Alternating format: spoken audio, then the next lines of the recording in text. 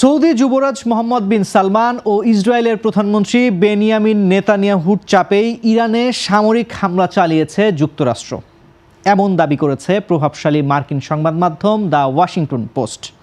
পহেলা March রোববার প্রকাশিত এক বিশেষ প্রতিবেদনে বলা হয়, ইরান ইস্যুতে এই দুই দেশের অবস্থান ছিল একই এবং তারা যৌথভাবে ওয়াশিংটনে তদবির চালিয়েছে।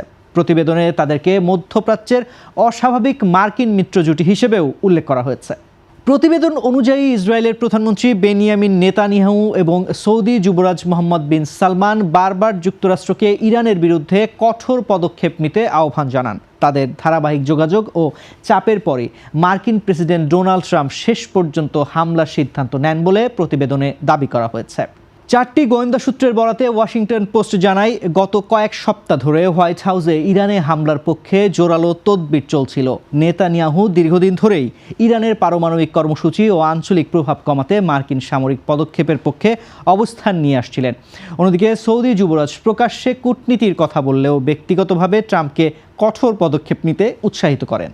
প্রতিবেদনে আরও বলা হয়, মার্কিন গোয়েন্দা সংস্থার মূল্যায়ন ছিল আগামী এক দশকের মধ্যে ইরান থেকে যুক্তরাষ্ট্রের মূল ভূখণ্ডে বড় ধরনের হামলার সম্ভাবনা খুবই কম। তবুও আঞ্চলিক মিত্রদের নিরাপত্তা উদ্বেগ ও কৌশলগত স্বার্থ বিবেচনায় ট্রাম্প প্রশাসন সামরিক অভিযান চালানোর সিদ্ধান্ত নেয়। শনিবার সকালে চালানো এই হামলায় ইরানের সর্বোচ্চ নেতা আয়াতুল্লাহ আলী খামেনি নিহত হয়েছেন বলে বিভিন্ন আন্তর্জাতিক সূত্রে দাবি করা হয়েছে। এছাড়া দেশটির কয়েকজন জ্যেষ্ঠ সামরিক ও প্রশাসনিক কর্মকর্তার মৃত্যুর খবরও পাওয়া গেছে। হামলার পর ইরানও পাল্টা ক্ষেপণাস্ত্র হামলা শুরু করে। ইসরায়েল ও মধ্যপ্রাচ্যে অবস্থিত মার্কিন ঘাঁটিকে লক্ষ্য করে আঘাত হানা হয়।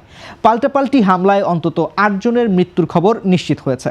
বিশ্লেষকদের মতে এই ঘটনার পর মধ্যপ্রাচ্যে বড় ধরনের যুদ্ধের আশঙ্কা তৈরি হয়েছে এবং যুক্তরাষ্ট্র ইরান সম্পর্ক চরম উত্তেজনার মুখে পড়েছে।